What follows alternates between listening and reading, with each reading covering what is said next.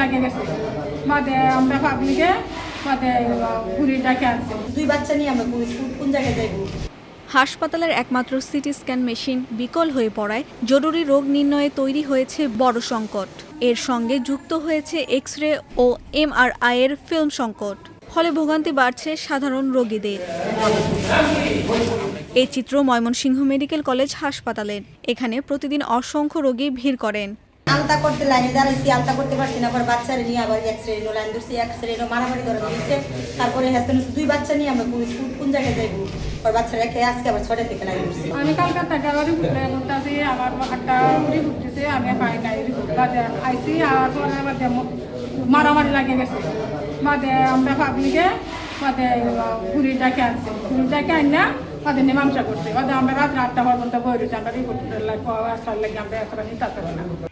হাসপাতাল কর্তৃপক্ষ জানিয়েছে 2018 সালে স্থাপন করা জাপানের হিটাচি কোম্পানির সিটি স্ক্যান মেশিনটির 7 বছরের ওয়ারেন্টি শেষ হওয়ার কয়েক মাসের মধ্যেই বিকল হয়ে যায়। প্রতিদিন এই মেশিনে 60 থেকে 70টি সিটি স্ক্যান করা হতো। এখন রোগীদের বাধ্য হয়ে বেসরকারি ক্লিনিকে সিটি স্ক্যান করতে যেতে হচ্ছে। আমরা তো সর্বোচ্চ চেষ্টা করতেছি। আমরা সাথে সাথেই জানানো হয়েছে সিটি স্ক্যান তো আসলে রাতারাতি ঠিক করে ফেলা যায় না, এটা একটু বাইরের থেকে পার্টস আনতে হয়। 60-70 লাখ টাকার ব্যাপার, এটা সরকারি প্রক্রিয়ার মাধ্যমে করতে গেলে 1-2 মাস লাগে সিটি স্ক্যান মেশিনটা। আর ফিল্ম সংকটটা এটা তো স্যারেরা দেখতেছেন, দ্রুত সমাধান করা যায়। শুধু সিটি স্ক্যান নয়, হাসপাতালের 4টি এক্স-রে মেশিনের মধ্যে একটি নষ্ট হয়ে গেছে। 2টি MRI মেশিনের মধ্যে ভালো আছে একটি।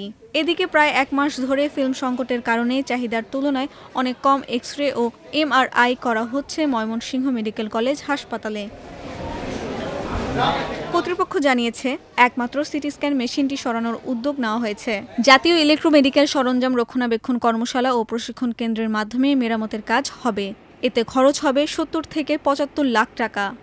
সিদ্ধান্ত নিয়েছেন যে DPM পদ্ধতিতে, অর্থাৎ ডিরেক্ট প্রকিউরমেন্ট মেথড পদ্ধতিতে যাতে দ্রুততম সময়ের মধ্যে কাজটা করা যায় ওভাবে ওনারা এটা সমাধান করে দিবেন।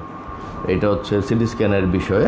আর MRI মেশিন দুটোই চালু আছে, কিন্তু আমাদের MRI এবং এক্স-রের বিষয়ে ইস্যুটা হচ্ছে আমাদের কিছু ফিল্মের স্বল্পতা আছে, সংকট আছে। কারণ হচ্ছে আমাদের একটু বাজেট ঘাটতি হয়েছিল, যে কারণে আমরা এই রুগীর যে পরিমাণ রুগী আসে, আপনারা জানেন যে এখানে মানে স্বাভাবিক বেডের চেয়ে আমাদের প্রায় 3-4 গুণ রুগী বেশি ভর্তি থাকে এবং আউটডোরেও রুগীর সংখ্যা অনেক বেশি, যে কারণে আমরা এক্স-রে সবাইকে করে কভার করতে পারিনি।